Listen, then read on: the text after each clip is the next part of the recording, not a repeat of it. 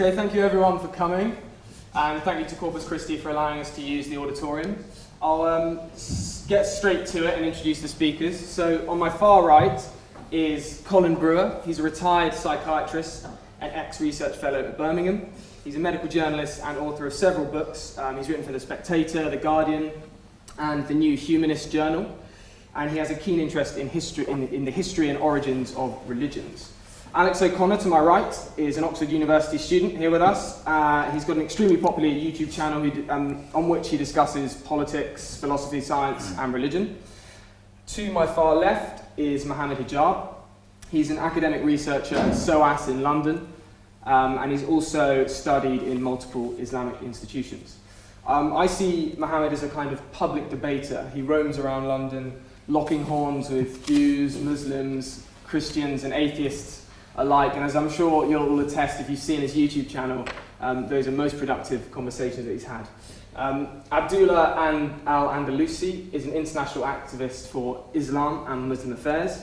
He's given extensive talks and written articles rationally critiquing secularism, liberalism, secular democracy, and materialism. He's also the co-founder of the public discussion forum, the Muslim Debate Initiative, that promotes open dialogue and critical thought. And without further ado, I'll ask one of the proposition to step up, supporting the motion, Islam explains reality better than atheism. Okay, thank you. Thank you.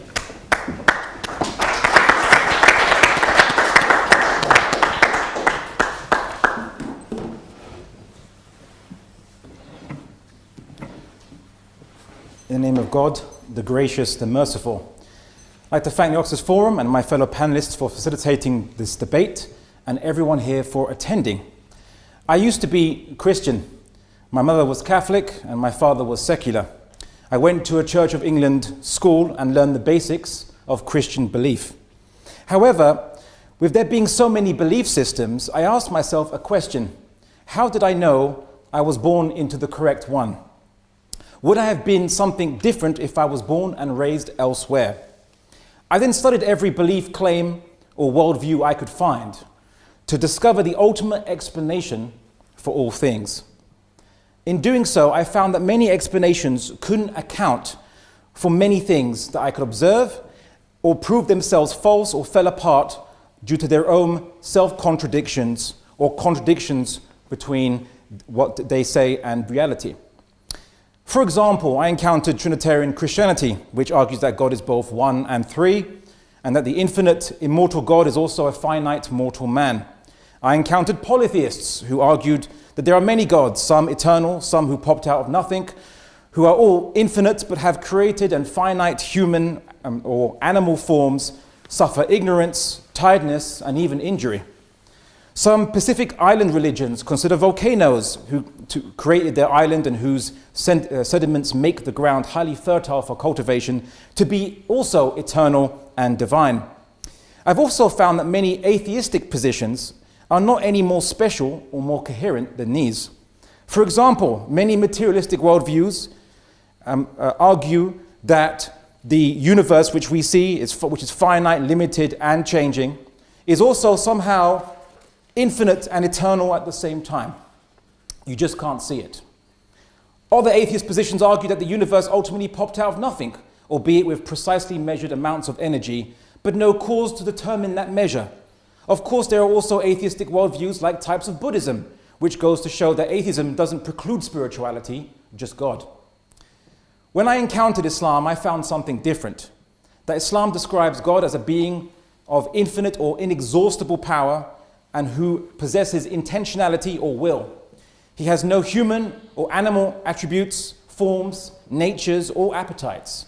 Islam teaches that God is genderless, does not experience tiredness or ignorance, and exists without peer.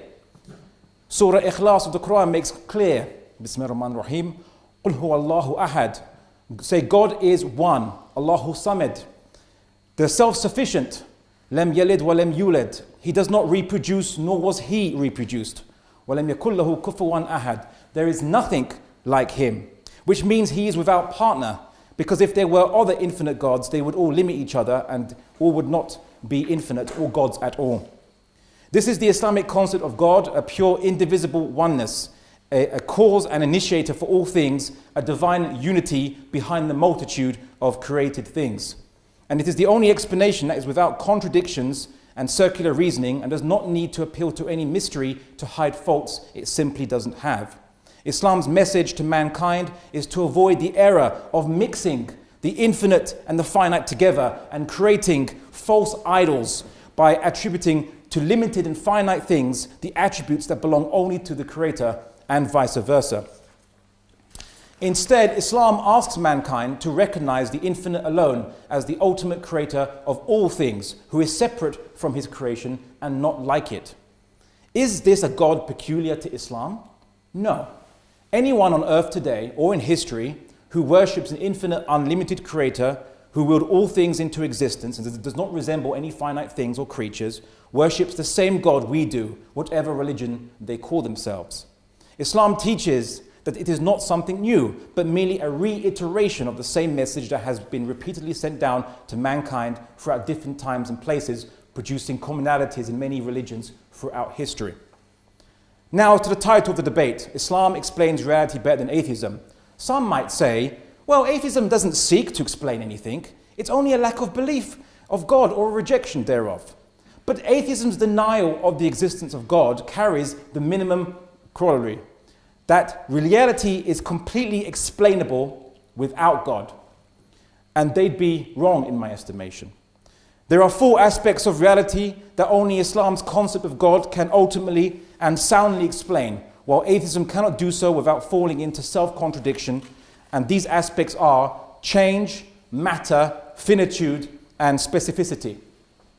Atheism rejects the only sound explanation for change. If this moment depended on an infinite number of previous moments and movements, we'd never exist or get here. If I were to say that my opponents can begin their speech after an infinite amount of time, they would never have the chance to start their speeches, as an infinite amount of time can't end or even begin if you think about it. Likewise, if I asked a poor student, not pointing to anyone in particular, for £1 and he didn't have it, and he asked another who was equally poor, and so on, I'd never get that £1 until the chain of students found at least one student who had £1 to begin the chain of lending and eventually get to me. Now, this is known as the infinite regress fallacy, which is the same as asserting a beginning and no beginning at the same time. It is a contradiction and therefore impossible. The existence of change and movement requires a first mover. There's no way around that. And if it is the first mover, it means it chose to move things without being moved by anything else. Therefore, it has a will. This is the key characteristic of God, whose name is Al-Mubdi, in the initiator in the Quran. 2, atheism rejects the only sound explanation for the ultimate basis behind matter. If matter gets its attributes and characteristics because it is made from something more fundamental than it, let's just say subatomic particles and forces, ultimately quarks and bosons, and these things are made of, let's say, quantum vacuum energy or fluctuations in such thing, or superstrings, one or the other for the sake of argument, what is quantum vacuum energy, or what are superstrings, if they even exist, made of? If something else, and that's made of something else, where does it stop?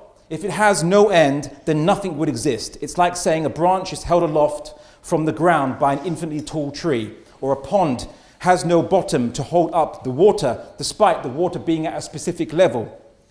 The fact that anything exists and continues to exist proves there must be something fundamental that is supporting all these things, that itself isn't made of anything else and has no parts, and therefore is self-sustaining. The Quran calls God Ar-Razzaq, the sustainer, Al-Hafidh, the preserver, Al-Samad, the self-sufficient. 3, atheism rejects the only sound explanation for finite things.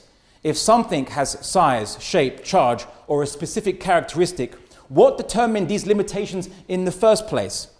If it were determined by a finite thing outside itself, an efficient cause, going on forever, it's an infinite regress fallacy. If it was determined by the building blocks inside itself, a material cause going on forever into smaller and smaller blocks, it's another infinite regress fallacy. The only possibility left is that all forms and limited characteristics of all finite things were ultimately created by something that has no finite limitations itself, i.e. something infinite, which has no limits that need determining by something else, and therefore is the ultimate or necessary thing, and it creates all other things.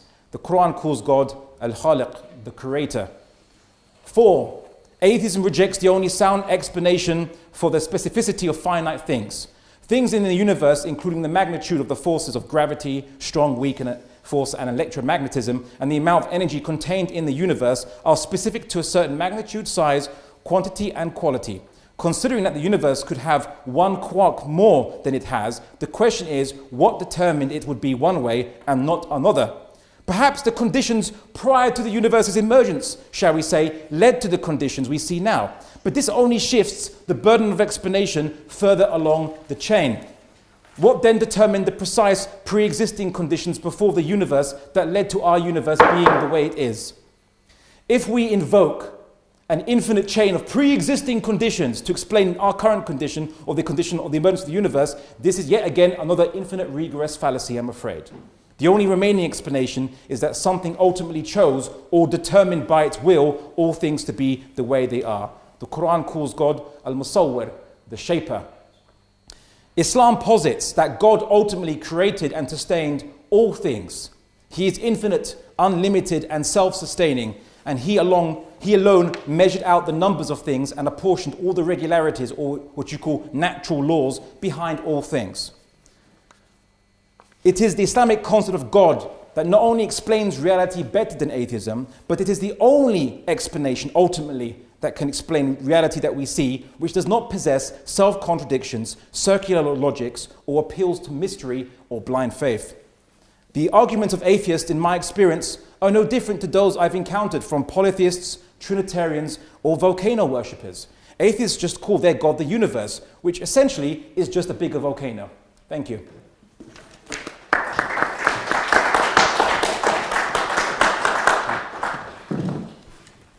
Thank you, Abdullah. Can I have someone from side opposition to go and speak? Thank you.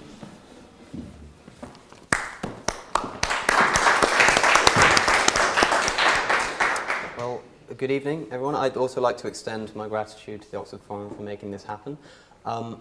I did have some things to say in preparation, but one thing that we have to understand before we can even begin this discussion is the concept of the burden of proof. I did have some things to say, like I mentioned, but I think I'd rather just tackle some of the misrepresentations that I think we've just seen of the position of atheism.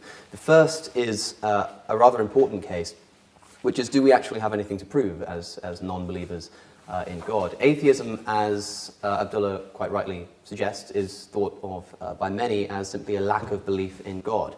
And the point was raised that no, that can't be the case, because a lack of belief in God entails some belief in the opposite, or at least a belief in a universe that can be explained without God. This isn't the case. Atheism is a claim to belief. It comes from the Greek, a meaning without, theos meaning God. It simply means living your life without the influence of a God. It's not an active position to hold. Many people would call it agnosticism, because we're simply saying, well, there's no good reason to believe in a God, but we're not saying that we believe there isn't one. But agnosticism is a claim to knowledge. Gnosticism is knowledge. Theism is belief. I simply say, I don't know, therefore I don't believe. Whereas the proposition seem to have to say that they also don't know, because nobody can know for certain, and yet they do believe. And what we need to see tonight, in order to agree with the proposition and have them win the debate, is the reason why they're able to take that extra step that we simply can't. So let me explain with an analogy that comes from a friend of mine called Matt Dillahunty, who has given the example of a gumball, a jar of gumballs.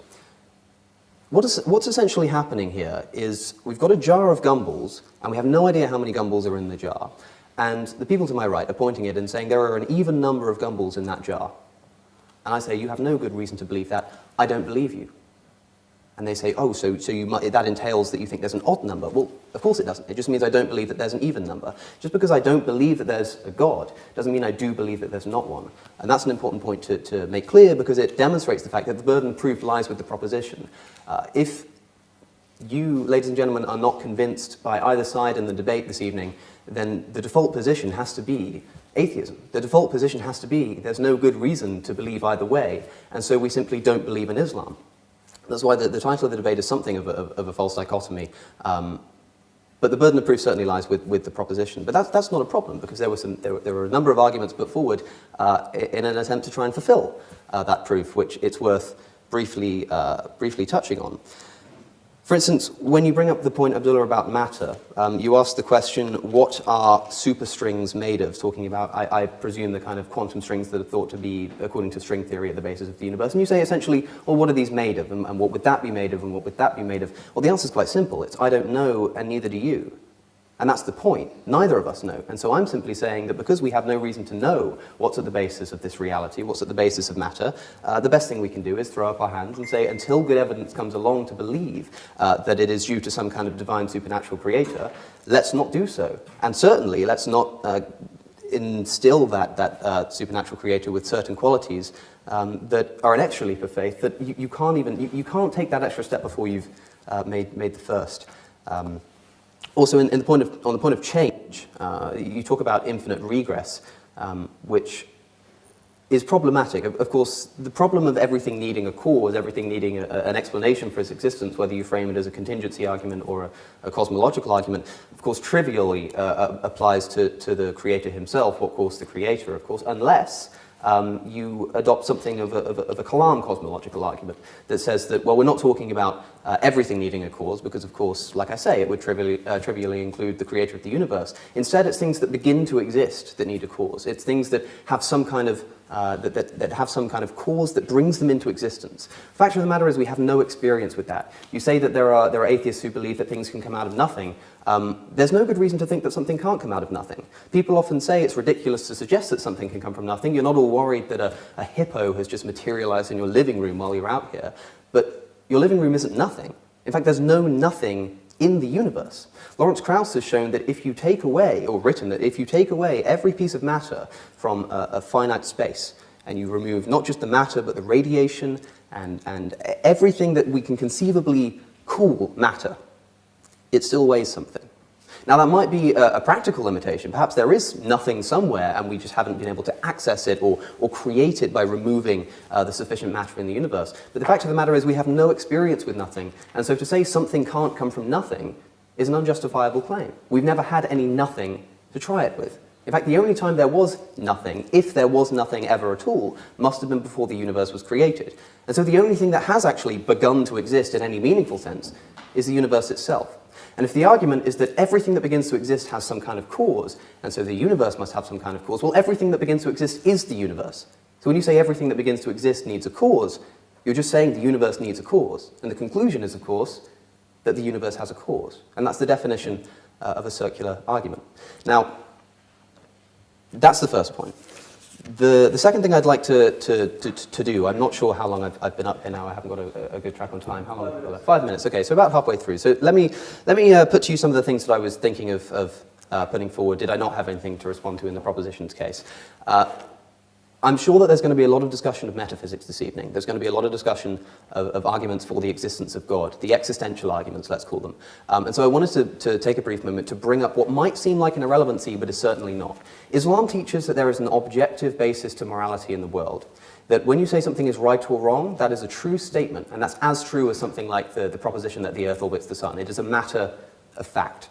And that means that part of the reality that we're trying to describe with the Islamic worldview is moral realism. There have to be moral truths that are as real as the metaphysical claims that it's making. And what that means, ladies and gentlemen, is that if you find moral claims within the doctrines of Islam that you don't agree with, then you don't agree with Islam. So I want to consider some of the moral elements of this religion and see if it's something that you would be able to throw your weight behind. There are, of course, many examples that I could choose from, but one of the most important areas and one of the most often spoken about areas is the treatment of women. Now, this is problematic because a lot of the time people will point to practical examples. They'll say, look at Saudi Arabia. Women weren't able to drive until very recently, but this is ridiculous. Saudi Arabia can quite easily be shown to not be a real Islamic state, and it's very easy to make a case that that's the state and not the religion. So let's turn to the doctrine itself. Let's turn to the scripture. What do we find?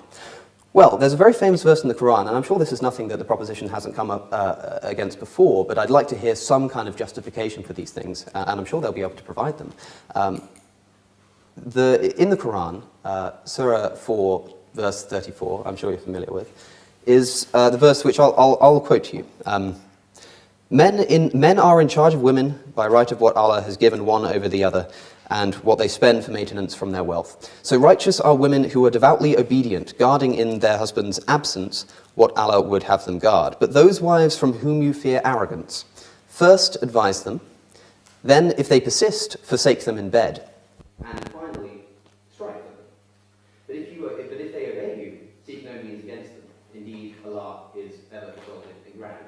So what we have is a situation where if a wife is disobedient, of course first you try to talk them out of it. Second, you stop having sex with them. But that really doesn't work. But they didn't strike them. Now, okay. Perhaps this isn't a thing about women. Perhaps this is just a thing about violent behavior. It's just about striking people who are disobedient, and not even disobedient to the husband, but disobedient to God. If someone's being disobedient to God, then they need to be set right. And perhaps the only way to do that sometimes is with physical violence. Well, okay, if that's the case, then let's look at a comparison from a hadith reported by Al-Hakim on disobedient men. So this is in reference to wives talking about their husbands. She should not beat him in case she is stronger than he. If he is more in the wrong than she should plead with him until he is reconciled. If he accepts her pleading, all well and good, and her plea will be accepted by Allah. While if he is not reconciled with her, her plea will have reached Allah in any case. So if a woman is disobedient to a man or disobedient to a god, whichever framework you want to think about it, the first thing that the wife should do, if the man is disobedient, is to try and talk him out of it. And if that doesn't work, it's not a problem, because Allah's going to hear it anyway. But if a wife's disobedient to a husband, then sure, he should still try and talk her out of it. But if that doesn't work, well, then you can strike them. Seems to be a bit of an inequality here. And that inequality is only highlighted when we look at the rest of that same hadith. It's preceded by the following.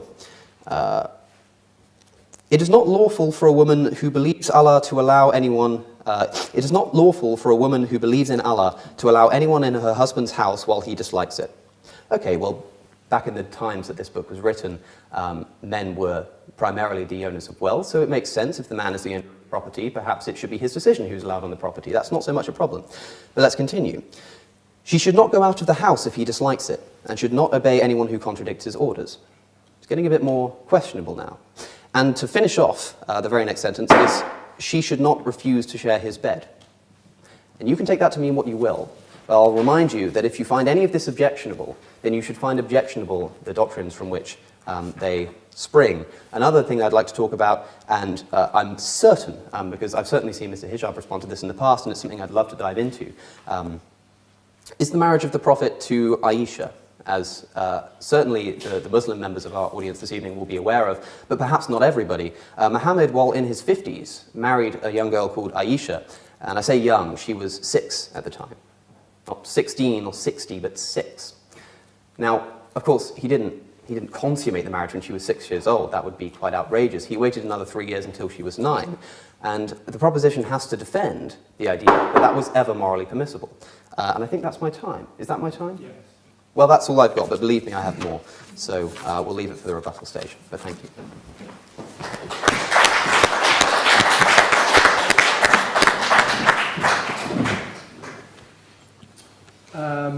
If the next speaker on proposition, Mohammed, thank you.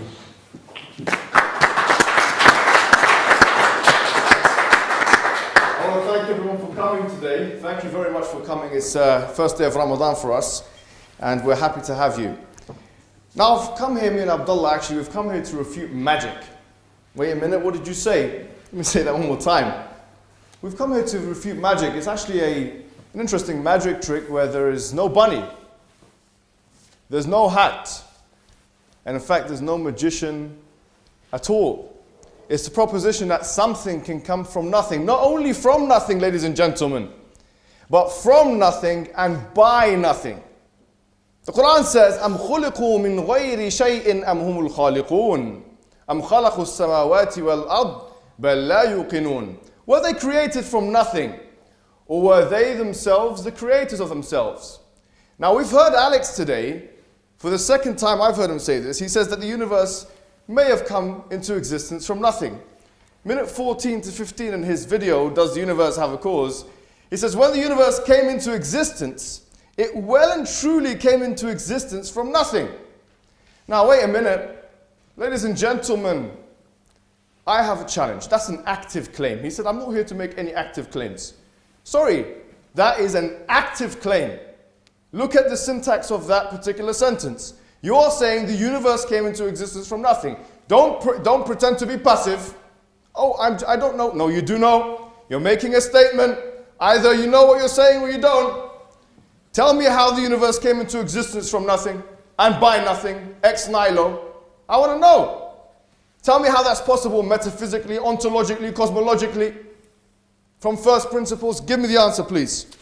But it's interesting because in his other video, Something from Nothing, where he was debating the contingency argument with a fellow American, or an American man, minute 48, he says this, listen to this. He agrees with the radio guy that was speaking to him, that the universe is a necessary existence. Wait a minute. What's going on here, ladies and gentlemen? What does necessary existence mean? A necessary fact is a fact that cannot be any other way. 2 + 2 = 4. That's eternally going to be the case. So a necessary existence is eternal. It cannot be any other way. So wait a minute, if the universe is eternal, how could it come from nothing? Contradiction. It's a contradiction. You can't have it both ways, my friend. And this is what atheism leads you to. Contradictory set of propositions. Either you have your cake or you want to eat it. What are you going to do with it? Tell me now, did the universe come from nothing? If so, how so? That's an active claim. Is the universe a necessary existence? If so, how so? That is an active claim. Is it eternal? Just, come on, please. Don't pretend to be innocent and agnostic. Number 2. You could say, no, there's a multiverse, or there's an eternal fabric, or there's an eternal universe. But a multiverse has the propensity of being any other way. And, I'm sure you study philosophy, you know what you're talking about. A possible existence, or a contingent existence, is defined by being able to be rearranged in any other way. If it can be arranged in another way, it's not necessary. It's possible or contingent. It's not necessary. So a multiverse cannot be necessary existence because it can be arranged in another way. It can be out of existence. So wait a minute. This is very important, guys. Hold on.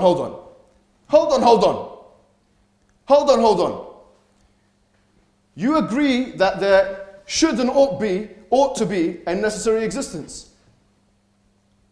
If you agree with me on that, then you're not an atheist.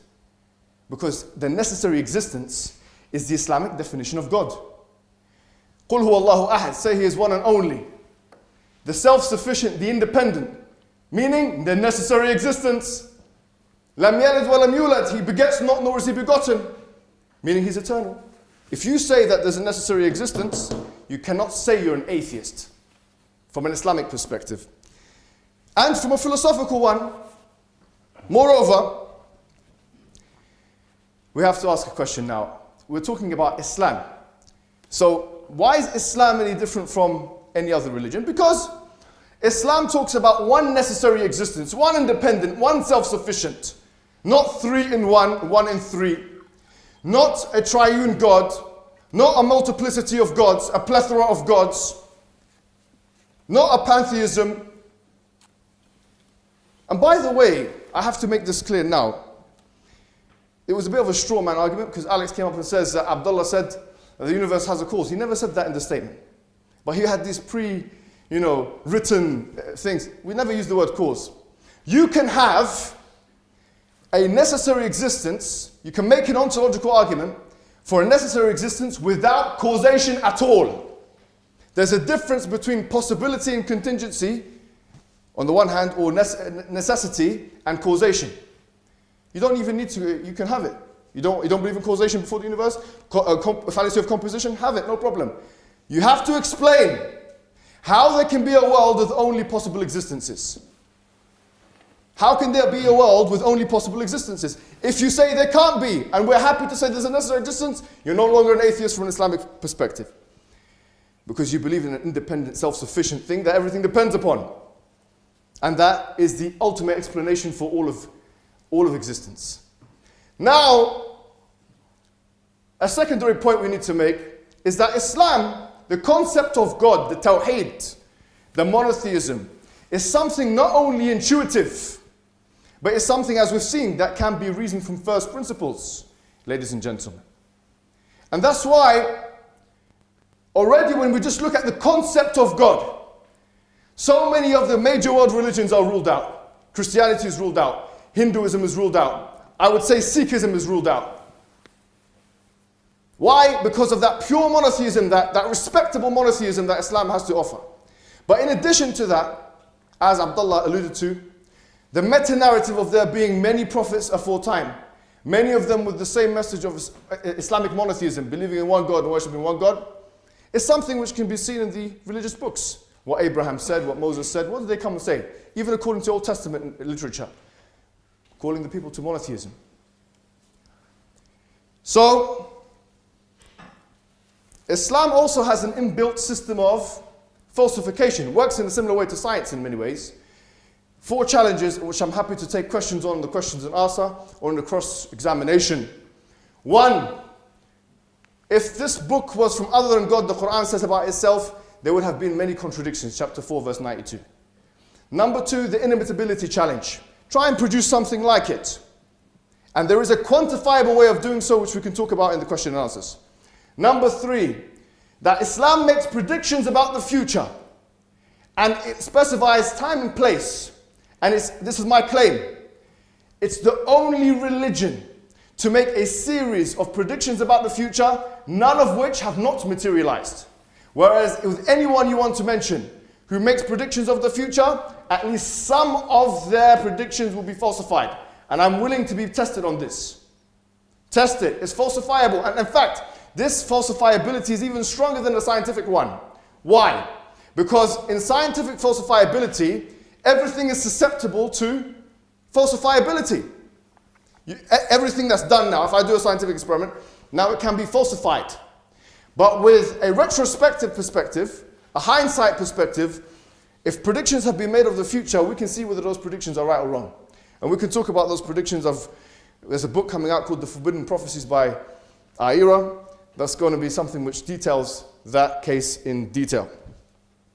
Now the interesting thing is you have a nihilist, someone who does not believe in existential, he's an existential nihilist who's cosmic skeptic. He's an existential nihilist, a moral nihilist.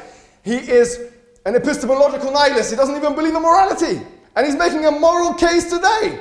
I mean, I don't know how this works. I really don't know. He says, I subjectively value my liberty. In one of his videos, The Moral Argument, 1 hour and 16 minutes.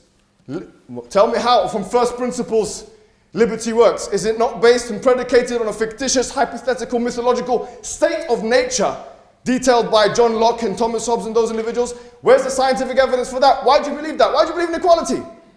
John Locke established his equality on the hedonistic principle and on a theory of God. Now you're an atheist, try and find from first principles why you believe in equality. We as Muslims don't believe in second wave feminism. Simple as that. Yeah, there's some things in Islam which are different for men than to women. Why do I have to justify myself to you? You have to justify why that equality of that Eurocentric understanding of equality of second wave feminism in the 60s that emerged is the objective morality. That's you, that's an active claim that you've made. You have to substantiate it. But listen to what he says in his video, My Problem with Sam Harris's Morality. Can I finish off? Yeah, you got a minute left. If you go to Somalia and tell those women, why do you put those women in bags? They will accuse you of cultural imperialism. So why are you asking the women if they're put in bags? What kind of discussion is that? What kind of sanctimonious Orientalist understanding of morality is that?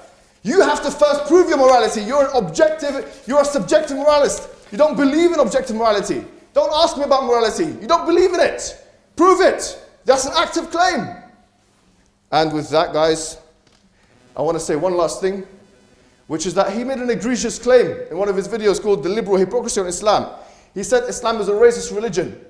And I will tell you that Islam is the only religion ancient religion in the world which completely negates racism. Look at chapter 49, verse 13 of the Quran. Look at the Prophet. He said there's no virtue of a black man over a white man, an Arab or a non-Arab. Now, he's got 3 options. Option 1, to retract the statement. Option 2, Yes, option 2, to provide the evidence, or option 3, face public humiliation today. And there's no fourth option. So don't make claims about morality and about Islam if you haven't even read the Islamic literature and you don't know what is in its contents. Sorry for I know it's quite a, performance, but it's a it's a passionate topic for us. I'm thanking everyone here, and I also thank Cosmic Skeptic for coming, and for once speaking to the Muslim community rather than about them. Thank you very much for listening.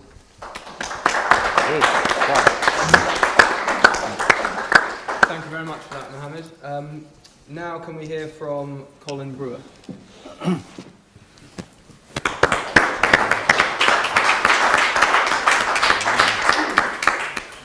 I'm a bit of an amateur at this. These guys are all more or less professional.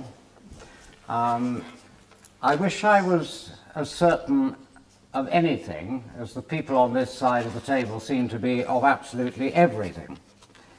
And I want to start by not singling out Islam particularly, because Islam is just one of those monotheisms that seems to find atheism terribly worrying.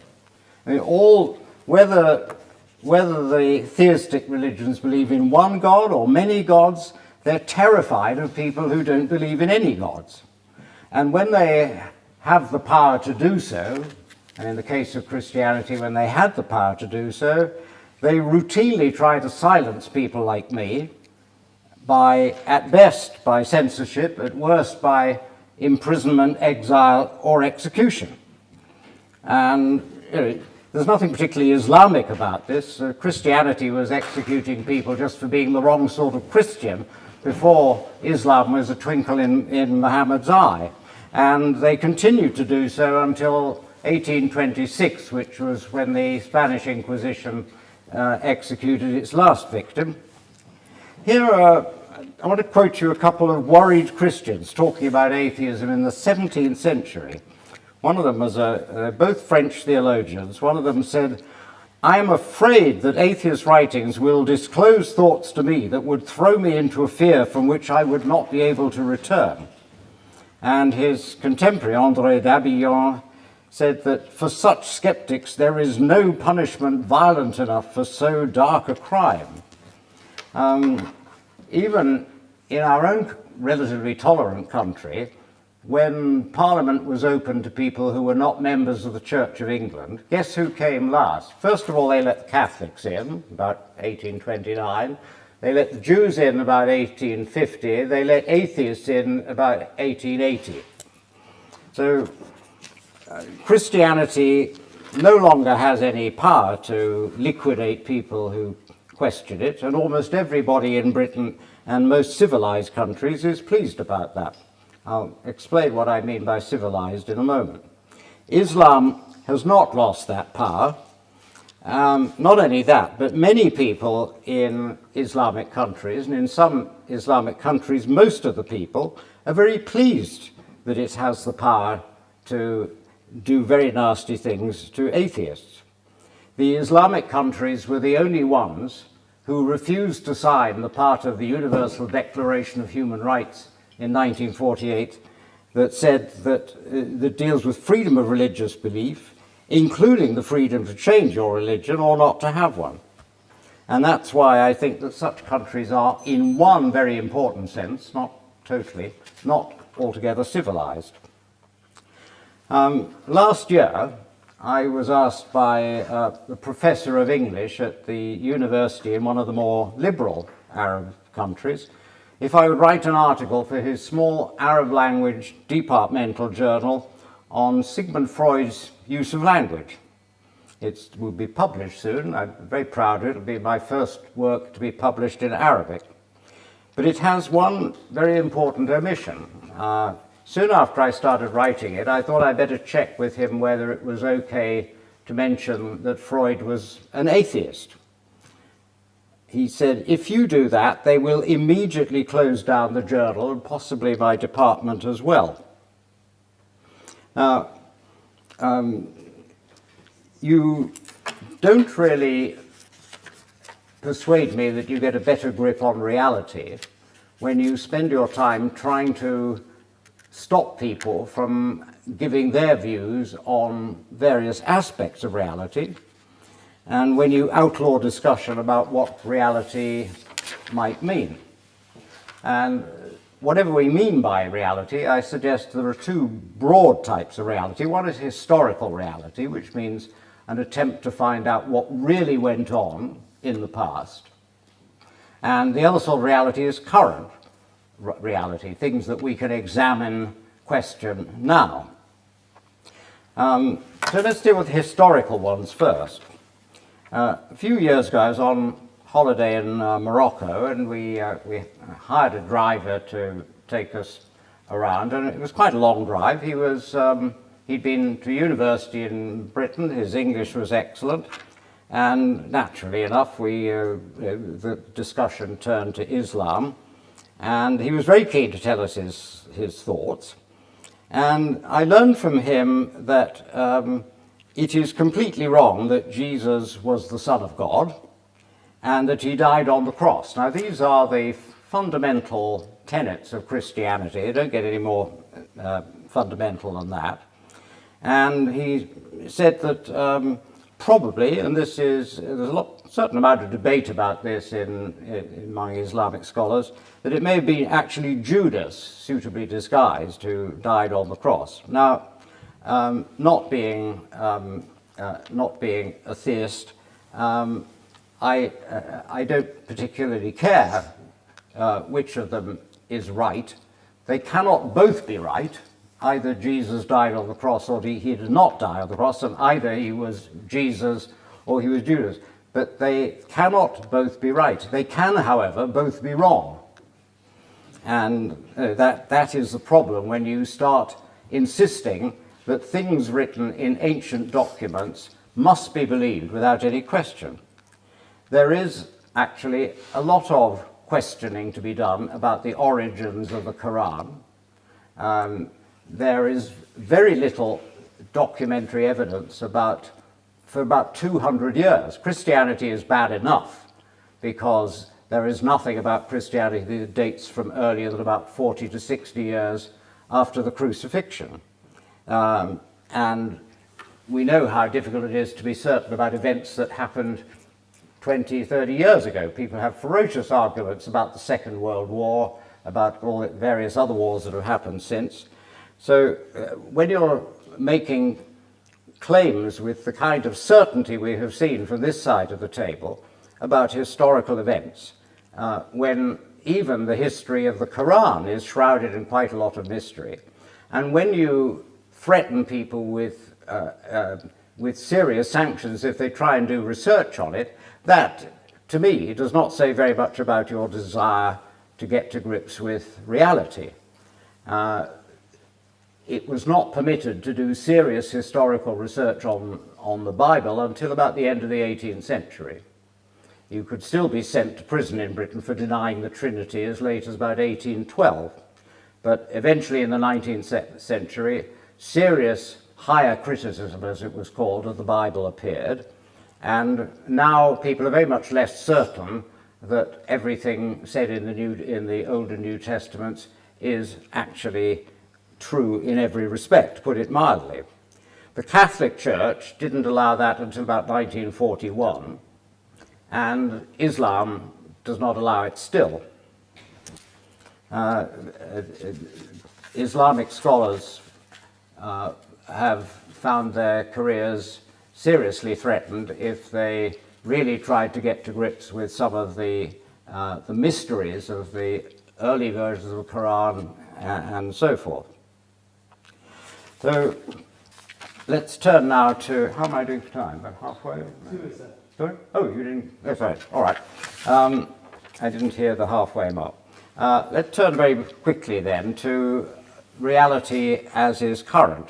A few years ago I got into some discussion with Dr. Majid Katme, who describes himself as the spokesman for the Islamic Medical Association of the United Kingdom on medical ethics.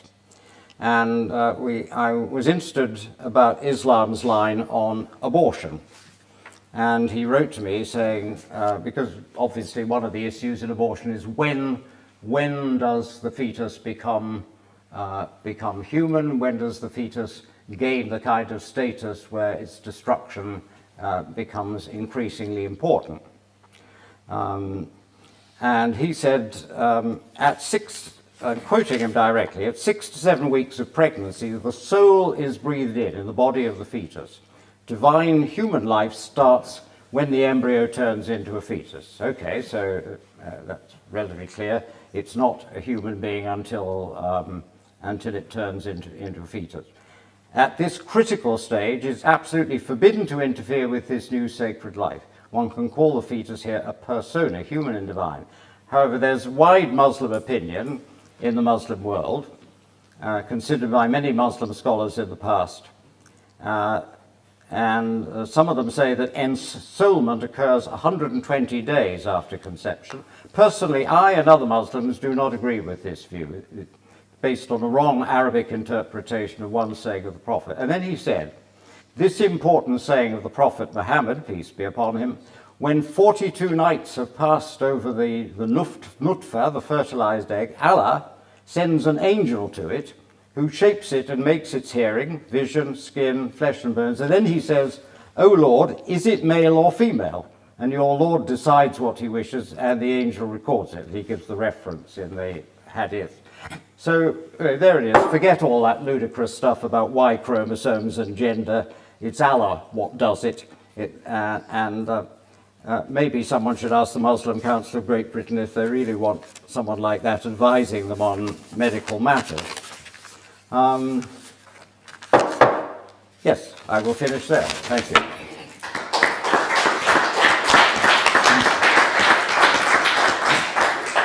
Thank you very much for that, Colin.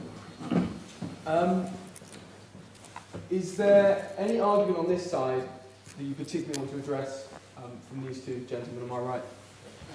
Yeah, well, I'll just go with the conversation myself then, and we'll start off. Yeah. So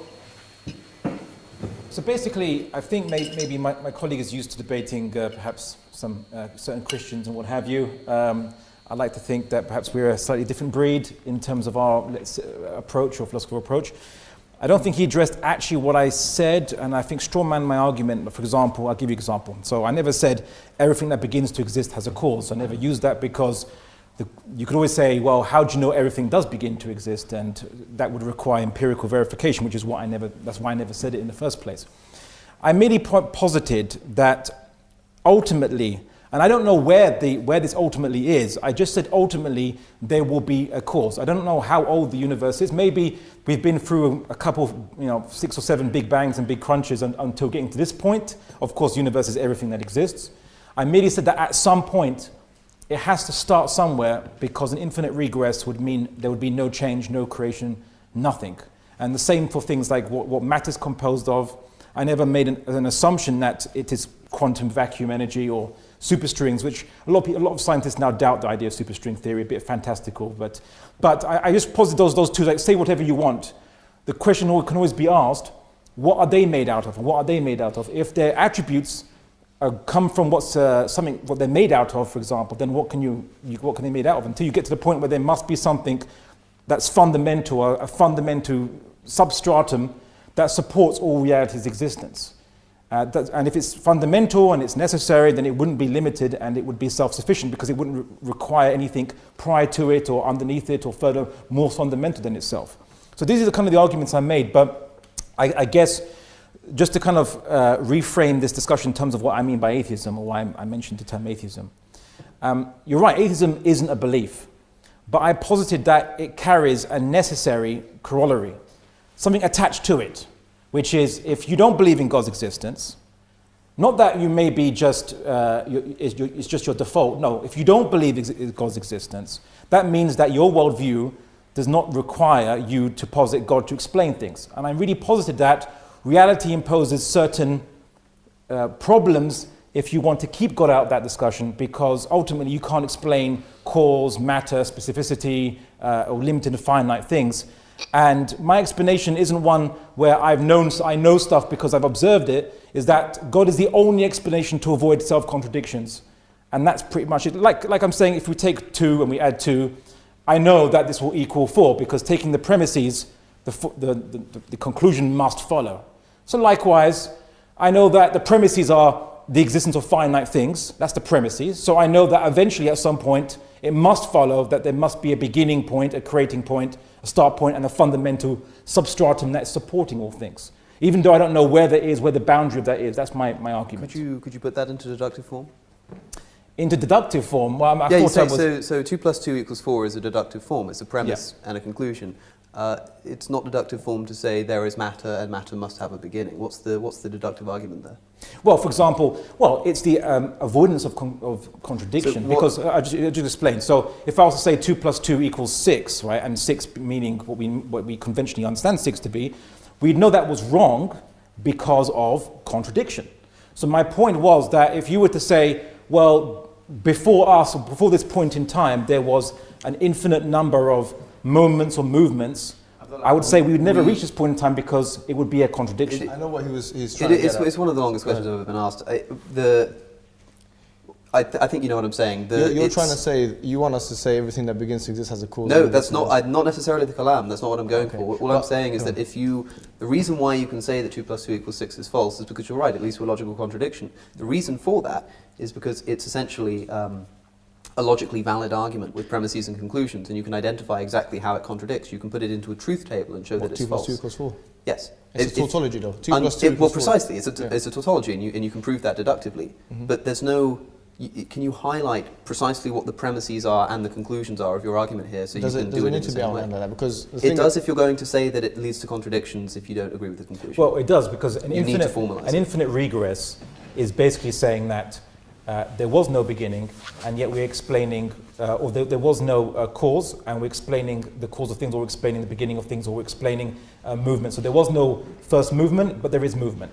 So it creates a contradiction in terms, because in essence we rely on a pre-existing state or pre-existing conditions of movement, and yet ultimately you're saying there is no beginning to this pre-existing thing. There's just an eternal chain, that there is no start to it, and therefore it's the same as saying nothing actually I'm trying to exists. get you to prove that we require Right, so I've got one statement that can kind of summarize it for you.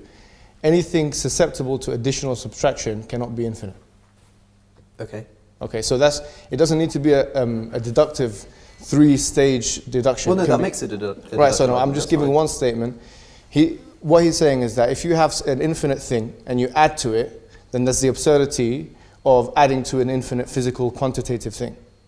So you'd have to disprove that statement. Now we've made the statement, anything susceptible to addition or subtraction cannot be infinite. So in order for you to prove your infinite regress, if you wanted to prove it, you have to prove, or you have to show how it's demonstrably possible for something to have infinity as a quality, as well as addition and subtraction there as well. No, I don't.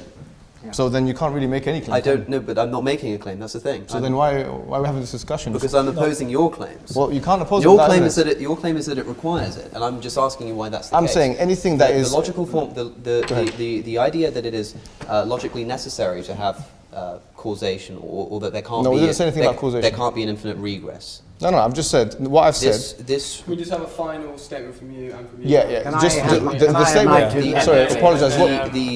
The statement I made was that anything susceptible to addition or subtraction cannot be quantitatively infinite. Yes. You have to. If you're rejecting that, you have to disprove that. How is it physically, mathematically, or otherwise? How is it possible to have a quantifiable infinite which is susceptible to addition or subtraction? That's all you have to do. It's another issue of burden of proof. It's not on me to prove that. Well, I've just made the claim. It's false. It's you to prove that's true, and you failed to do so. Okay, I'll give you an example. And if you'll allow me to answer the question, the answer is... Can we just leave it after this one, yeah? The answer is that you're right, like these things are required according to laws of logic and physics that are predicated on the existence of the universe. And we're talking about the universe... Why is it predicated on the existence of the universe?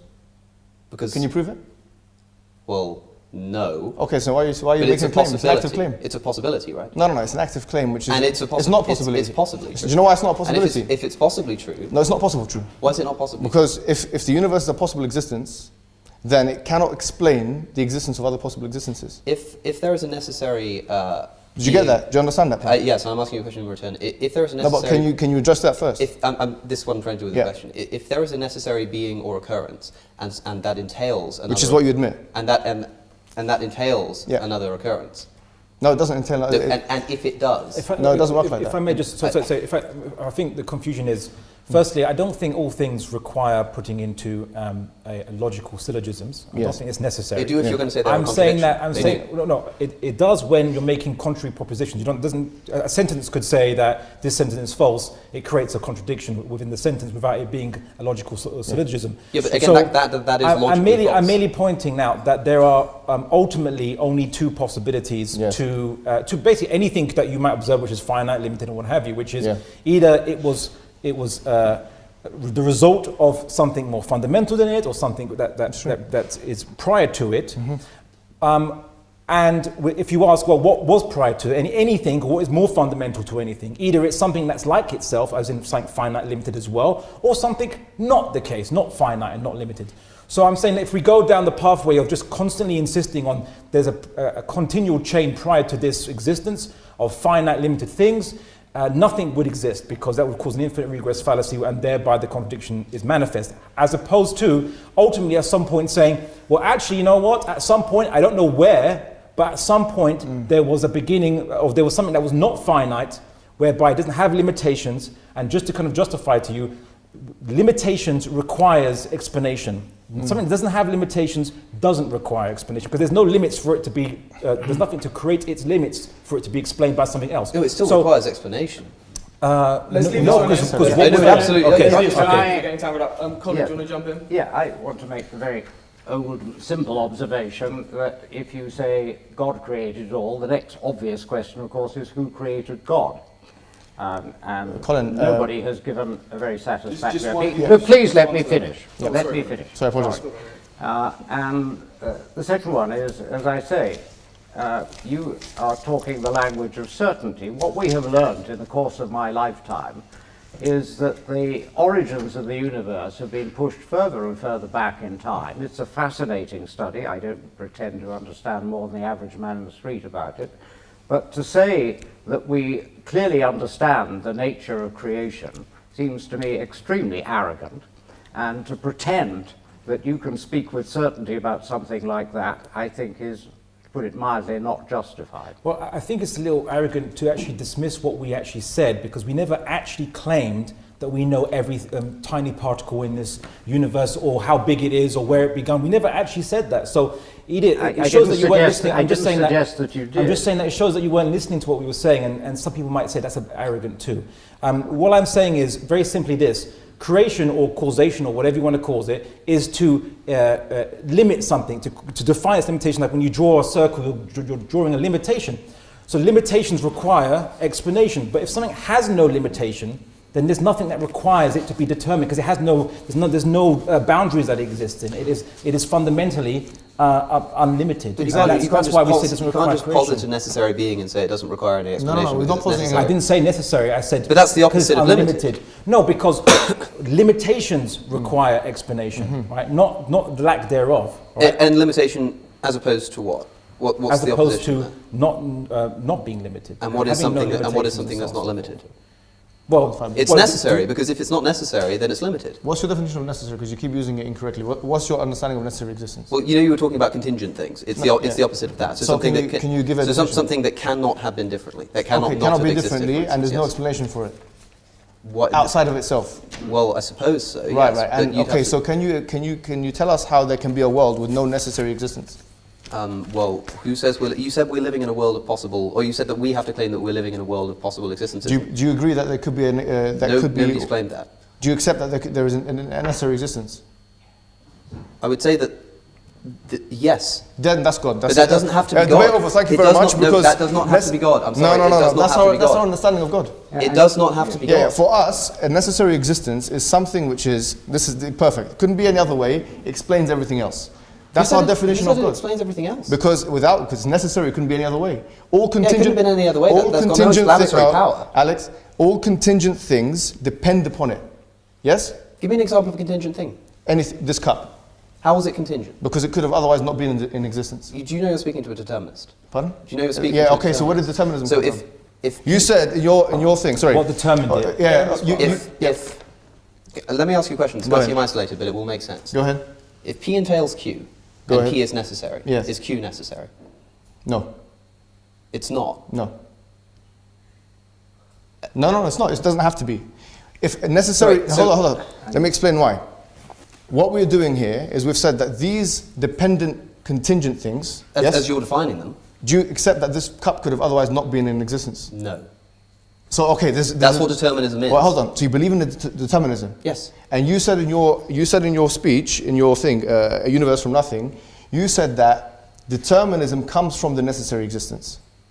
Are you talking about the contingency debate with 48 Justin minutes, Riley? yes. 48 minutes in, you said that one necessarily leads from the other. In other words, determinism leads from necessary existence. Yes or no?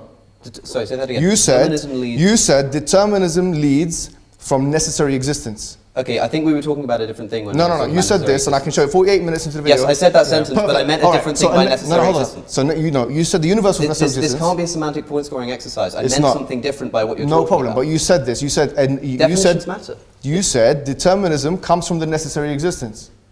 What did I mean by that? I mean, You- I okay, require I'll tell the you what you context meant, of the because I conversation to know remember what I was actually I meaning by just those listened to terms. this 2 days ago.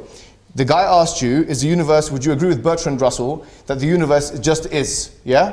And you replied and said, yeah, the fact that the universe is necessary existence, I would agree with that in the first instance. And then he said, how would that tie in with determinism? You then said, determinism follows from, it's that which follows, determinism follows from the necessary existence. Right, Which I know what you're do you talking remember? about. I was the person I was debating with, a guy called Cameron Bertuzzi, he Yes. was making the case for the contingency argument. And Right. he was saying that there are contingent things in the universe, and therefore he was using that to reason that there's a God. And I said that if that were the case, Yes. that necessary existence, the Yes. determinism would follow from that. I was making Perfect. the case. Okay, so I didn't agree say with that you. it does exist. Listen, Alex, I didn't say that it does exist. We agree with you on that point. So this is the thing. You agree with us on more points than you think you agree with us on. You believe in a necessary existence, which explains everything else. No, necessary existence. Be careful. You said a necessary existence. Are you retracting it? I said that Are you retracting it? the universe, there's not one unified necessary But existence. from which you all said stems. that the universe was a necessary. The So are you universe retracting that? The universe follows a necessary causal chain. Okay, so is there? No, you said. Hold on. You said the universe is a necessary existence, and then you said determinism follows from that. Now I'm saying that. Okay, you how about accept, this? If I said that and I meant what you think I meant by Yes. that, then yes, I retract it. But I So don't you think retract that, it. But I don't think that's Do what you know, I I meant. think what it is, Alex, is that you. But people can go and look no, that up Alex, I'll themselves. tell you You're what. very good at making arguments against things I used to believe in. Okay, Let's so talk you about used to things believe in that it we because okay, now it's perfect. Guys, we're not on speaker's corner. Okay. No, no, no, no. Turn it down a bit, right? Argument, counter. No, it's Yes. important, guys, because if you're changing your Can I argument have Fine now, by me. Can I have an answer yeah, to you're my changing it question because about now you've who been cornered. That's created the only God? reason why you've changed your argument. Okay, Thank you. Abdullah, I respond to, so who the, created God? Colin Brewer's argument. yeah, well, we have to actually ask the question, why does anything need creation in the first place? Right? It's a more fundamental question, yeah? So, I mean, I could take this club, but sometimes I just take a stone or something and I say, how do you know that this actually thing was created or required creation? So if this thing was, let's say, eternal or let's say uncreated, then why is it in its particular shape, form, and so on and so forth that it didn't choose? If something was uncreated and nothing determined its limitations, then it wouldn't have limitations, which is my point. So therefore, it's kind of ridiculous to argue that God requires creation when he has no limits that require defined by anything to be defined by or determined by something else. And that's why we know that anything is created is only because it has limitations. How long do you think God's been around for? Eternity. Well, okay. What I'll say is that God is outside of time, so there's no pre-existent time before him. Right, he's the beginning. How do you know? But you know what? I just want to kind of just You're pause making and a rewind something statement. that you mentioned in your presentation. I just want to just briefly touch on it before we touch anything else, which is you said that Islam is terrified of people professing atheism. Right? Again, I think that I don't know what experience you've had maybe with from reading European history books, but I suppose you should read books about Mesopotamia and Islamic civilization. The experience The Prophet of a Muhammad, current if I may just finish, I'll let you respond. So the Prophet Muhammad had a famous debate with a Bedouin atheist, right? There was no intolerance there. The Bedouin atheist actually became Muslim, but there was no intolerance just because the guy initially professed to be atheist. Abu Hanifa, famous classical scholar in medieval Iraq, Baghdad actually, had public open-air debates with atheists. Presumably there's atheists who were living in Baghdad at the time to actually be invited to open-air debates, and no one killed them or was intolerant to them at all whatsoever. And when you say, oh, Islam is terrified of atheists, I just want to say something. You're not special. We encounter polytheists, we encounter Christian Trinitarians, we encounter Zoroastrians throughout our history, and from our perspective, you're all arguing exactly the same thing, which is somehow the finite thing is also infinite and eternal, and we don't really see you as different. Actually, you're just another let's say just not a flavor of ice cream that we are basically encountering. So don't make yourself out to be more special than you are from our perspective. And as for the issue of tolerance of atheists, I think you should question your founders of your very ideology which pervades the West, liberalism. John Locke, in his Letter on Toleration, argued that you should tolerate different Christian sects, Protestants basically, but not atheists, because you can't trust what they say. They don't believe in any higher moral value other than maybe what is expedient. Rousseau made also the same argument, and some people say that under the current, you could say, atheistic idea as opposed to the natural rights arguments of John Locke, but the Benthamite arguments of utilitarianism. Really, morality is only based on expediency, and then people's rights are based on whether it's expedient to the state to even tolerate your rights. So now this is not related to the debate itself, but the guy brought it up, and it's really disingenuous to bring up in that kind of debate. Yes, I mean, are you suggesting that someone like Socrates was a deeply immoral man? No, I'm not saying it. I'm saying No, John Locke. You seem to be implying. No. John Locke said that you can't trust atheists. He didn't say that they are necessarily by default. The difference is that the things which our worldview are based upon, which are the philosophies of these men, we can say that those areas of their philosophies were wrong. John Locke said some pretty egregious things. You're a nihilist. How can you say anything's right? The difference is, we'll get to that. The difference is... No, you can't say that you're wrong. No, I'm not going to grant you that. I actually I'm not going to grant you that. You don't believe in objective morality. The difference is that you can't do the same thing. No, you can't do it at all. When there is something immoral... You don't believe in objective when there is something immoral in the basis... When there is something immoral that comes from somebody who founded the worldview that we believe in, and something else unrelatedly that he said that no longer applies was wrong... Can you prove it's immoral? We can say that we disagree with what he had to say. Can you prove it's immoral on your worldview? We can say that we disagree what he had to. You're making an active claim. So you can't do the same thing. You're making an active claim. When there's immoralities in the Quran, you can't make the same. Look, we have just allowed you to speak, and there were many times I could have interjected and asked you similar questions, and you're making a two-quoque fallacy, and you're smart enough to know it. You can't just turn around and say that you're a hypocrite for being a moral nihilist, especially since I'm not one anymore. Oh, you've changed your mind now. Yes. So you retract that statement as well. What statement? The ones that you said you're a moral nihilist. What do you think moral subjectivism meant to me and means to me? What do you think? I don't know what it means to you, man. That's a subjective statement. So you're saying you can't say this because you're a moral subjectivist and a moral nihilist. Yeah, you're making a moral claim. You're passing moral judgment. What is moral subjectivism? Yeah, so you don't have objective morality. It's not fixed. It's not true or false. Despite human thoughts or convictions, that morality is true. So it's only first person subjective. Let's get a succinct answer to that. Yeah, my question, can I ask one question, then you can answer it? Yeah, go. My question is, he's made it very clear on his public profile that this man does not believe in objective morality. Why and how can you say this in one breath and then passing moral judgments which are based on liberalism? Can you explain how atheism accounts for that, or how it does it? As I say, that's a two-quoque fallacy. It's not a two-quoque fallacy. It is Latin for you as well. It's simply saying, well, you do this too, so who are you to speak? That's not what we're doing here. We are working on your worldview. Your worldview claims that morality is objective, and your worldview has objective moral statements, like the ones I've highlighted. It's your job to prove that those can be coherent with any kind of objective morality. God is all-knowing. God said so. That's what we believe. Anything God says is all-knowing. Anything God says is moral. Yes. Okay, can you refute that, please? I don't need to. All I need no, you can't do it. That's why. I'm not trying to change your mind. I'm trying to talk for the audience. And if the audience find moral precepts within Islam that they disagree with, they have to disagree with Islam. If you have an all-knowing agency, as you have said, if God says something is moral, then it is moral as a matter of fact. That's what we say. Yeah. And so if the people here this evening disagree with the moral precepts of Islam, they have to disagree with Islam. Socialization. Yes. So let's talk about that and let's see if it's real socialization. If there's something more to it than that. Okay.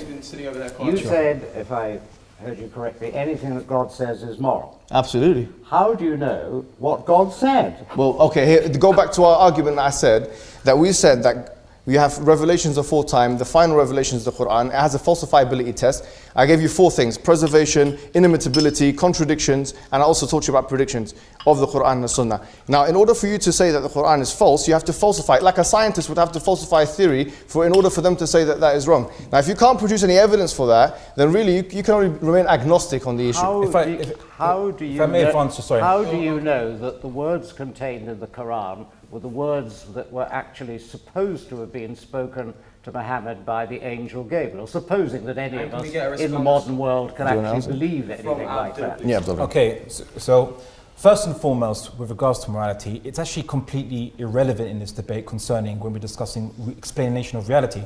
If you don't believe in objective morality, then there's nothing to compare the morality of Islam with. That's right. To say that it is discordant with it. Yes. Right. So I think it's a massive red herring, and I think that friend of yours will talk about a few fallacies concerning bringing it up in the first place. You have to first present to us objective morality, and then compare it to Islam's morality and say they don't fit. But you can't, and that's my point. And also the fact that you say, well, if we don't like some morality in the past, or some basis for justifying morality in the past, we can change it. Well, that's what's scary. Because in modern, 21st century Europe, and on 20th century Europe, need I say more, people thought that morality of people's protections of rights and things were no longer convenient for the nation's security, and then they prejudicially persecuted certain minorities because it was no longer beneficial from their estimation. And there's no objective basis to argue against it, other than you say, well, I personally don't like or find it distasteful what they did. So that is actually scary, that you don't have objective morality, because there's no actual promise of rights that you can actually underwrite. As for the, no. I mean, well, yes.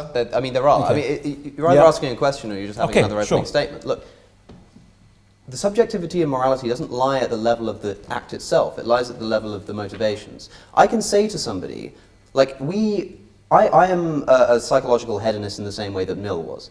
I can say I know what people's motivations are, ultimately speaking, and there are objective facts to be known about how to achieve a goal. So it's not a case. Moral subjectivism. Mill didn't say moral objectivism. Moral. I said I'm a psychological utilitarian, utilitarian like John Stuart Mill, not just a utilitarian. Okay. Well, I hope the audience can notice the difference in the level of interjection here. Like I'm trying to really listen to what you have to say, but you've got to let me respond. Okay, go ahead. Psychological utilitarianism means that we can know what people's motivations are, and I think we can. There are objective things to be known about how to achieve those goals. If somebody thinks that something's right and I think it's wrong, it's not a case of throw your hands up in the air and say it's everybody's opinion. That's not what moral subjectivism is. That's confusing moral subjectivism with moral relativism. That's not what we're doing. No, hold on. And those are not the same thing. Can we respond? Go. All right, so Mill, in chapter 4 of his book on utilitarianism, he actually gave us an exact way of identifying what he called the principle of utility.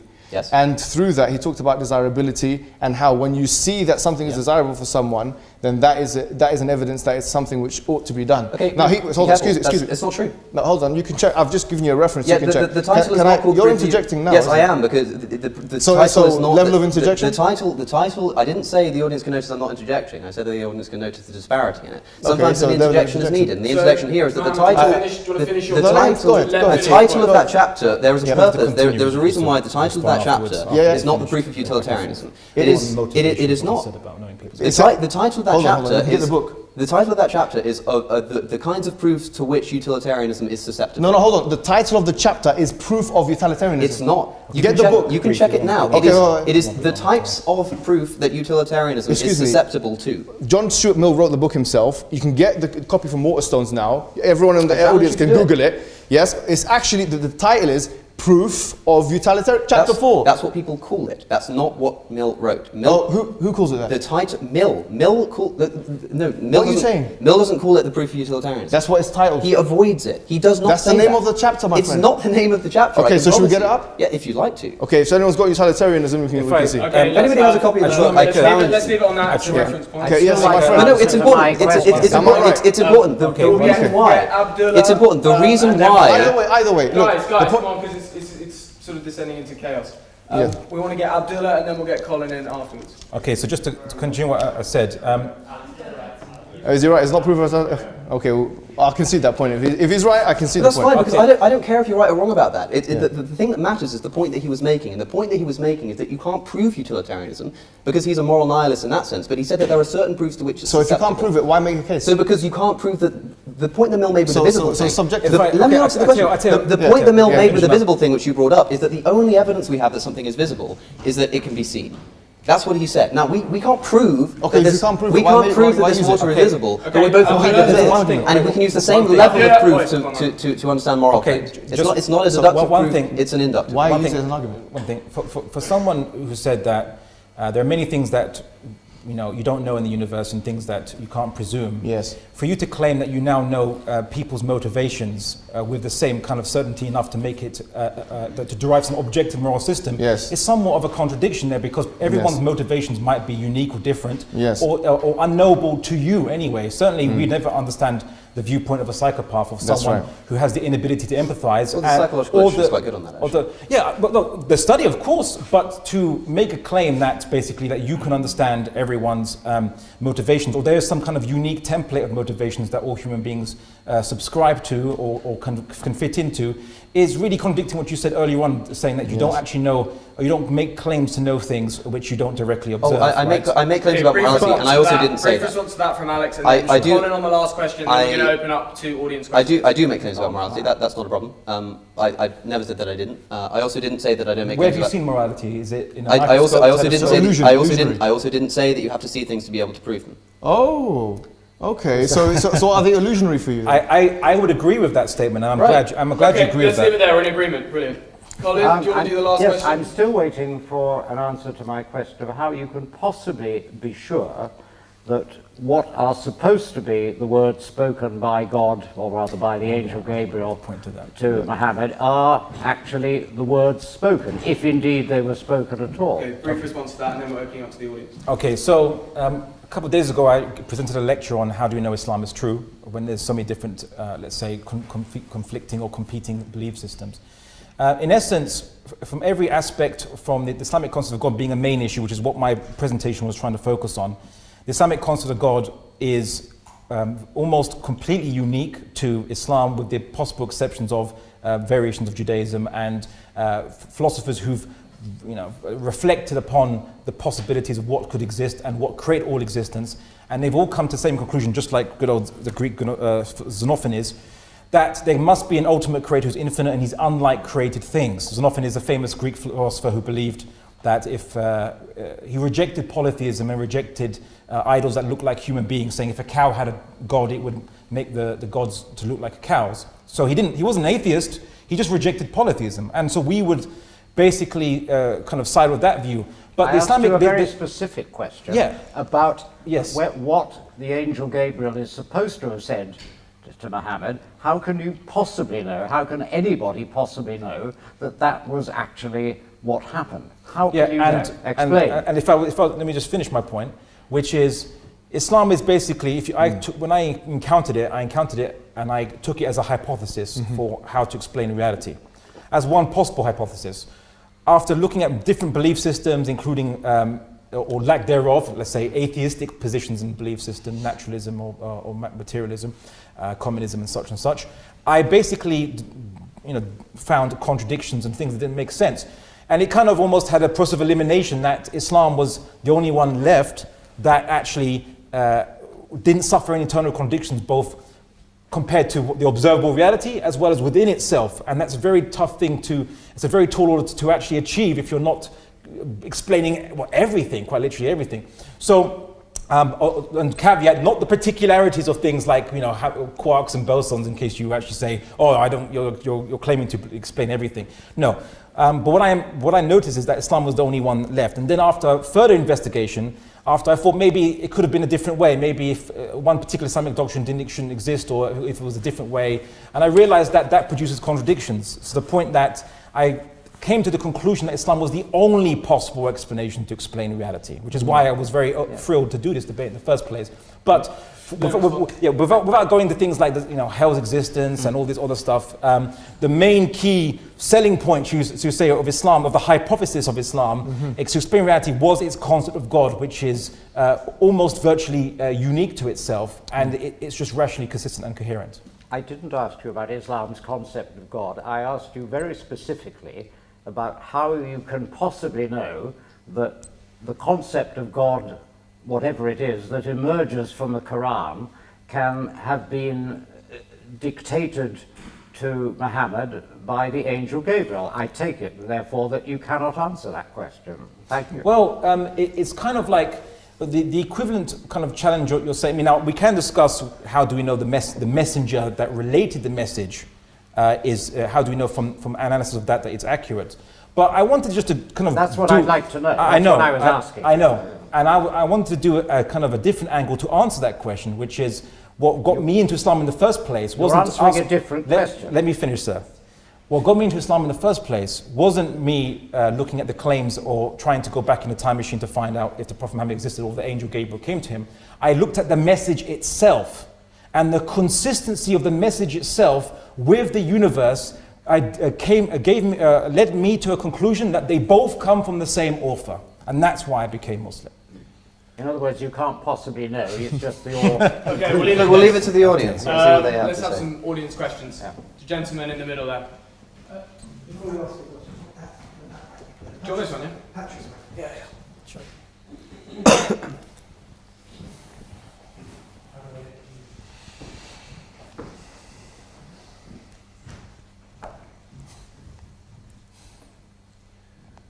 The word reality in the proposition is a very big word, and I think it might be productive to focus a little bit away from cosmology for a while and discuss biological reality. Colin raised 1 or 2 points earlier. I was interested that Mr. Hijab used a very interesting, rather provocative phrase. He said, God begets not, nor is begotten. Now that obviously raises hoary chestnuts about biological evolution. I'm going to assume that nobody in this room denies that life forms have evolved over time in our bit of the known universe. The big question is, was there agency behind that? And speaking as a biologist, it's clear to me that one of the driving forces behind what I consider to be the evolutionary principle is faulty copying, which occasionally opportunistically results in benefits to an organism and therefore proliferation of that gene. The big question is, assuming we all accept that life forms have evolved, was there agency behind that? In your case, is the agency delivering faulty copying? Okay, so there's 2 questions there. Do you agree with the theory of evolution? Okay. So, and what was the agency behind it? Do I believe there's agency behind it? Okay. Yeah. Okay. So in essence, as Muslims, we don't dispute what we observe from the universe. The Quran tells us to observe the universe and to understand the how God instituted things, the mechanisms God put in place to bring things about. So that's not a problem, and we have no issue, we have no truck with animal evolution and evolution of obviously microbiotic life and things like this. There's no problem like this and change. But now, for you to claim that the process of copying and mutation that occurs, to claim and call it faulty copying, is actually making an assumption of of telos, as the Greeks would say, of intention, that life has an intention to create perfect copies. All right. But if a person is a materialist, let's say, that you say that all things happen out of necessity, right? Things just occur out of necessity. And what I'm positing, or what we would, let's say, view it as, everything that happens, all the mechanisms in life, as well as in inanimate objects throughout the universe, inanimate matter, let's just say, all these mechanisms have been instituted by God. So there's no problem or contradiction that we have with that at all whatsoever, whatever the case might be, whatever the science reveals. Okay, so you agree with evolution and the driving force is God?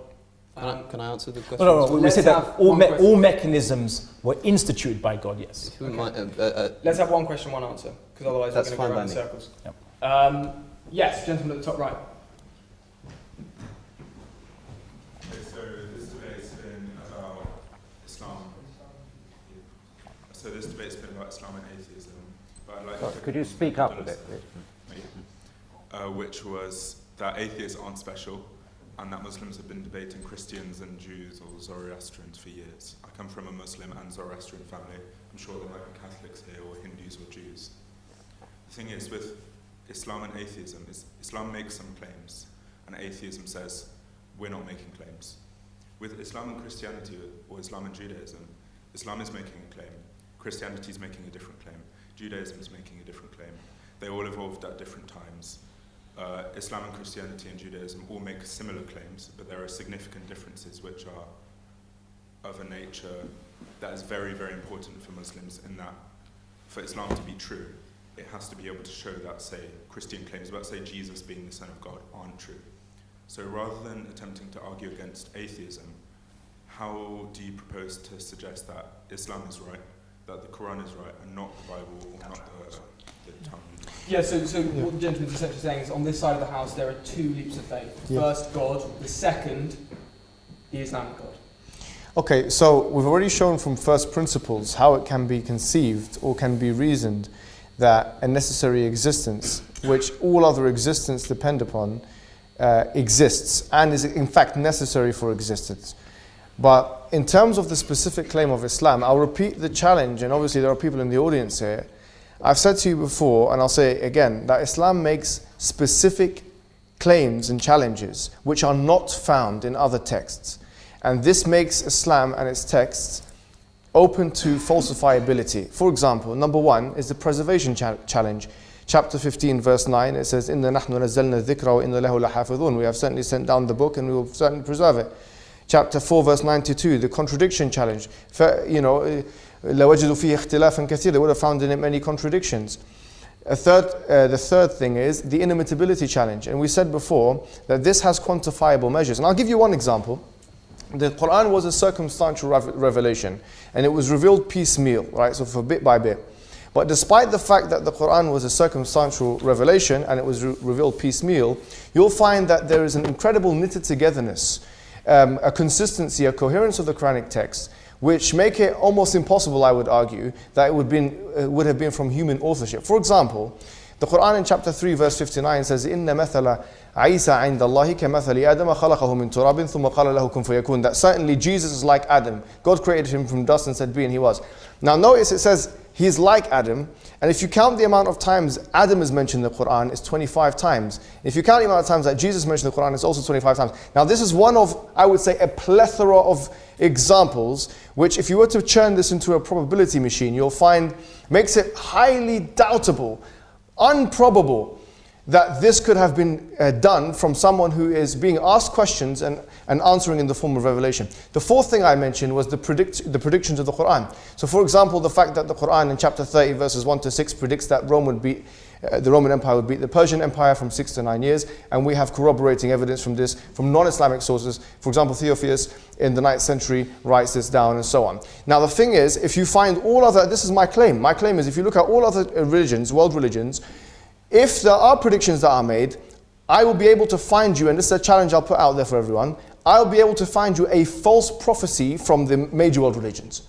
If someone claims to be a fortune teller, Nostradamus, Charles Russell, from the, whoever it may be, those individuals made a series of predictions, some of which came true, some of which did not. Now what I'm saying is quite bold. I'm saying that the Islamic position is you will not be able to find one thing that the Prophet of Islam or the Quran says will come true that does not come true. And from that we predicate our cosmological understanding that, okay, the hereafter, which is something we can't see, just like the future is unseeable, is also going to be actualized, materialized in the same way that everything else has. So we have falsifiability test. This falsifiability test is not in other scriptures, and in order for you to disregard the Quran and the Sunnah, you first have to go through the process, just as a scientist would, of falsifying our claims. Okay, that's an interesting point. Does anyone on this side want to respond to that? Because it's a good point. There's internal consistency in the Quran, and it's been dictated piecemeal over time. How is it not that there's been a higher order dictating things? I mean, I'd rather briskly move on to other questions, but I don't think that... I'd say internal consistency is certainly required to say that the Quran is accurate, but it's not sufficient. Yeah, I said 4 things. That was one. Yeah. Okay. I would agree with that, actually. Yeah. Okay, let's get another question. Does anyone want to ask anything? I don't think you actually responded properly to that question, which is how can you demonstrate that what is written in the Bible, for example, is not true if what's written in the Quran contradicts it. I gave as an example in my address the Islamic view that it was not Jesus who died on the cross. How can you possibly prove that? How can you know it, even if it were so? How can you possibly prove it? How can you claim that anything like that can be known with certainty? And how can you show that the people who reported it in the Bible were wrong? Can I say for the record, I don't think that's necessary to do, because I have to be very careful with the burden of proof here, which is that the proof needs to lie with the person making the claim, right? The Christians claim that Jesus died and was risen. They need to prove that. The fact that I can't disprove it doesn't mean that I can't have a case against it. I would come to the dark side. No, I don't think that the Christian claim is necessarily any more credible than the Islamic one. I don't think Christians can prove it either. It's what they believe. But I don't think you could disprove it or give a credible opinion one way or the other. You have a complete lack of evidence. I mean, what I would say is certainly in science there's many hypotheses, and hypotheses I suppose is a prediction or a claim based on previous theory, and people like to check out the claims to see if they are consistent with what they can observe. So I never had a problem with actually checking out someone's claims and seeing if there was any proof, and also if it was internally consistent. And my claim against Trinitarian Christians, with all due respect to any Trinitarian Christians here, because they're not represented on this panel, of course, is that I believe that it has internal contradiction between an infinite, immortal God and a finite, mortal man who is also God at the same time, as well as belief in God is one and three at the same time. The crucifixion is really inconsequential to that matter, because it's just a historical happenstance, or a claim of a happenstance. But I suppose really, and just to kind of answer that person's point in another angle, and very, very briefly, if I may be permitted, is upon the discussion of is there a burden of proof? There's a burden of proof on us, there's a burden of proof on them, and they're not making any claims, so isn't the burden of proof meant to be only on us? I would say that everyone here has a burden of explanation, an explanation of reality, at least ultimately. Right? And the whole point about science is to try to seek to chip away at reality to uncover a local explanation for things, but we're talking about an ultimate explanation of things, and I'm going to make a very strong claim, which is that the idea of an infinite thing which has will, that can initiate by choice, is the only possible ultimate explanation for all things that avoids contradiction. Any other possibility possesses contradiction, right? Including an explanation of reality that does not require God. Any other possibility does not make sense other than an infinite, powerful and willed creator. And that's my claim, and the only thing, and my proof of that is it's the only one that avoids contradiction and yet explains reality. Okay, let's leave it with that. 1 to 2 minute closing statements, starting with Colin. Oh, sorry. Wasn't really expecting that. Okay, sorry, well, we can start with Alex, and then. No, I'm happy to do it. It'll be very brief. There's an old Russian proverb that says it is good to know the truth, but it is better to be happy. And when you're talking about reality can be very unpleasant. Religion is very bad for talking about reality, but it's quite good for talking about happiness. So if happiness is more important to you than truth, then Islam, like any other religion, can protect you against reality. Otherwise, I suggest you stick with reality. It may be unpleasant, but it is actually what should guide you. Okay, closing statement, Abdullah. Okay. Well, firstly, I want to thank my interlocutors on both sides. Thank you very much for attending, and I look forward to maybe future discussions with all of you. So I'll just kind of finish up by saying that I don't think my arguments have been, my four kind of problems that I've posed to atheists that have been kind of addressed, the explanation for change, matter, finitude, and specificity. These things haven't been explained. If this moment depended on an infinite amount of pre-existing moments with no beginning, no start point, then we wouldn't get to this point. And of course, if there is a start point, then the question is what's making this starting thing begin the chain of creation or causality or whatever, or contingency, whatever you want to call it. Well, if it's something else, then it's not the first thing. So if it's initiating, then it can only do so out of choice. And that's the only explanation that avoids any contradictions. And I think I'll kind of finish up by saying that I'm glad that science wasn't invoked necessarily on either side to prove either side's point. But I will say this, and just a slight kind of interesting observation. In the Quran commands Muslims to observe the world, to see how God made and instituted things, and Islamic science, well, science within Islamic civilization flourished because of it, with Islamic scientists citing the Quran as their motivation to understand God's will more, the second holy book of Islam, the universe, the ayat of Allah. But there's no command in atheism to do so. In fact, you could be a solipsist, a nihilist, or an existentialist, and not believe there's even an external reality in the first place. So I think with atheism, it's not a question of atheism is attached to science, but rather that atheism can't even justify an external reality to even investigate in the first place, whereas Islam is assured of one. Okay. You can also be an atheist and a horse rider. They have nothing to do with each other. Atheism doesn't entail certain beliefs, and you can be a solipsistic atheist, but you don't have to be a solipsistic atheist. You're right to say that the issues that you bring up, especially the 4 points you make, haven't been addressed. Perhaps they could have been if we could have gone to the end of a sentence. But I think that, likewise, the challenges that I proposed in my opening statements weren't fully addressed. The problems of morality, and I'd hate to compel or expect you to do so now in a closing statement. That would be unfair. But I hope that it hasn't escaped people that hasn't been discussed. And I think one of the reasons for that is because it can't be justifiably addressed.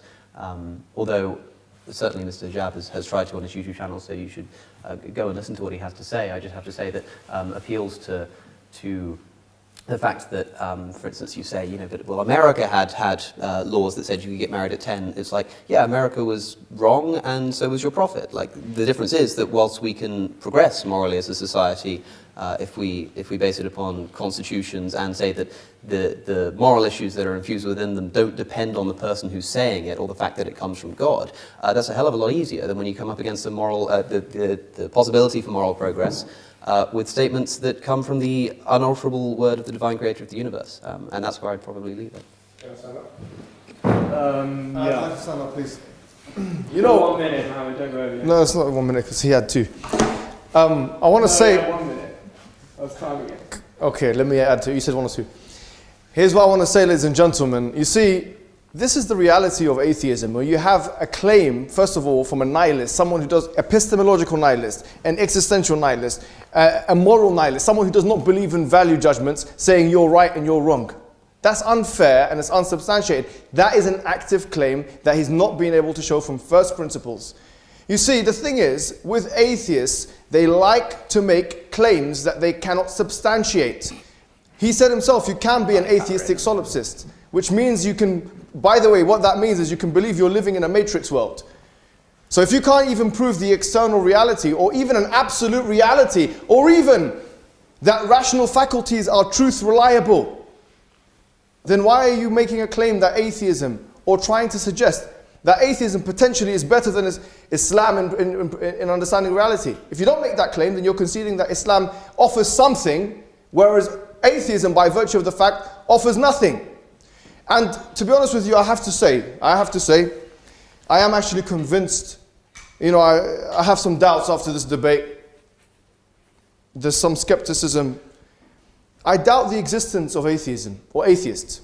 Because if atheist means someone who's lacking or disbelieving in God, what is a God? A God is an object of worship. What is worship? Worship is ultimate obedience to an entity. And I don't believe that any human being is not ultimately obedient, loving, submissive to anything. In fact, like Abdullah said, they're polytheists. That's what the Quran says, chapter 39, verse 29. Allah says in the Quran, He says, أعوذ بالله من الشيطان الرجيم ضرب الله مثلا رجلا فيه شركاء متشاكسون ورجلا سلما لرجل هل يستويان مثلا الحمد لله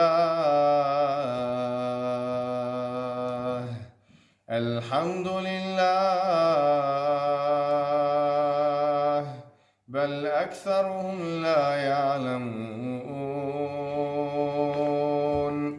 إنك ميت وإنهم ميتون ثم إنكم يوم القيامة عند ربكم تختصمون فمن أظلم ممن كذب على الله وكذب بآياته وكذب بالصدق إذ جاءه فمن أظلم ممن كذب على الله وكذب بالصدق إذ جاءه أليس في جهنم مثوى للكافرين. So Allah subhanahu wa ta'ala says in the Quran, He says, ضرب الله مثلا, Allah has struck a parable, رجلا فيه شركاء, a man who has many different slave masters. وَرَجُلًا سَلَمًا لِرَجُلٍ, and another person, another man with only one slave master. Are they the same in comparison with each other? Al-hamdulillah, praise be to Allah. بَلْ أَكْثَرُهُمْ لَا يَعْلَمُونَ, nay, most of them do not know. You're gonna die, i.e. Prophet Muhammad, and they are gonna die. Then you will be presented to Allah disputing with one another, i.e. on the Day of Judgment. Allah then says, and who is more oppressive than the one who denies God's signs and persistently denies His evidences when they are presented to him? Is there not in the hellfire a resting place for the oppressors? Atheists have many gods. Muslims are just telling atheists to redirect their veneration, admiration, and their worship, instead of to the many gods, to the one God. And that is our case. And thank you very much for listening.